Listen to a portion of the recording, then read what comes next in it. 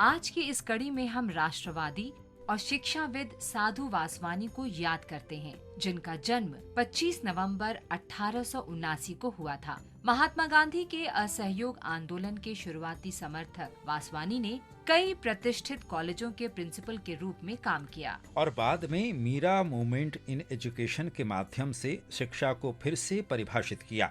वो एक विशाल परिमाण में रचना करने वाले लेखक भी थे, जिन्होंने अंग्रेजी और अपनी मातृभाषा सिंधी में कई किताबें लिखी। साधु वासवानी का जन्म अविभाजित भारत के सिंध क्षेत्र में थानवर दास लीलाराम वासवानी के घर में हुआ था। कॉलेज की पढ़ाई पूरी करने के बाद वासवानी ने अपनी मां से भगवान और मनुष्य की सेवा के लिए अपना जीवन समर्पित करने की अनुमति मांगी, लेकिन वो नहीं मानी तो वासवानी ने पढ़ाना शुरू कर दिया। उन्होंने कलकत्ता के मेट्रोपॉलिटन कॉलेज में इतिहास और दर्शन शास्त्र के प्रोफेसर के रूप में भी कार्य किया। कलकत्ता में वासवानी को अपने गुरु श्री प्रमोथोलाल सेन मिले। जुलाई 1910 में वासवानी अपने गुरु के साथ विश्व धर्म कांग्रेस में भाग लेने के लिए बर्लिन गए। सम्मेलन में वासवानी ने भारत के प्रतिनिधि के रूप में भाषण दिया और शांति का संदेश दिया। वासवानी उस समय के थे जब औपनिवेशिक शासन से मुक्ति के संघर्ष के रूप में देशभक्ति अपने चरम पर थी। वो एक स्वतंत्रता सेनानी थे और सत्याग्रह आंदोलन में महात्मा गांधी के करीबी सहयोगी के रूप में काम करते थे।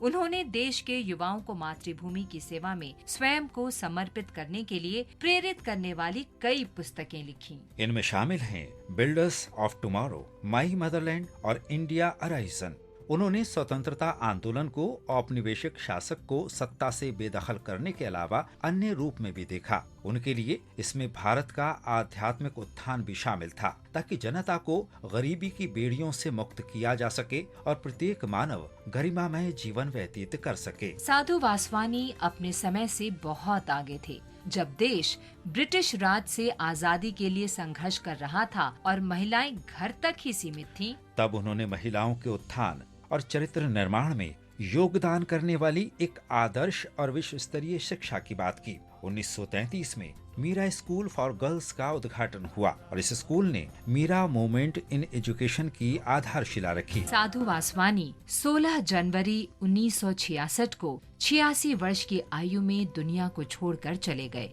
उनके निधन पर विश्व भर में शोक की लहर छा गई। हम इस महान भारतीय आध्यात्मिक राष्ट्रवादी को नमन करते हैं, जिन्होंने न केवल देश की स्वतंत्रता के लिए बल्कि भारतीयों की आध्यात्मिक स्वतंत्रता के लिए भी काम किया। आज हम प्रसिद्ध कवि, समाज सुधारक और स्वतंत्रता सेनानी दूला भाया काग को भी याद करते हैं, जिनका जन्म 25 नवंबर 1902 को गुजरात के सौराष्ट्र में हुआ था। काग को भक्ति गीतों के साथ साथ गांधीवादी दर्शन और भूदान आंदोलन पर आधारित गीतों से युक्त 8 खंडों वाली कागवाणी प्रकाशित करने के लिए जाना जाता है। उन्होंने महात्मा गांधी और विनोबा भावे के लिए स्तुति भी लिखी। 1962 में काग को भारत सरकार ने पद्मश्री से सम्मानित किया था। 2 फरवरी 1977 को 74 वर्ष की आयु में उनका निधन हो गया। काग हालांकि स्वयं प्राथमिक स्कूल से आगे पढ़ाई नहीं कर सके, लेकिन उनकी कविताएं आज भी प्राथमिक से लेकर स्नातकोत्तर पाठ्यक्रमों तक में शामिल की जाती हैं। 25 नवंबर 2004 को डाक विभाग ने काग की 102वीं जयंती के उपलक्ष्य में एक स्मारक डाक टिकट भी जारी किया।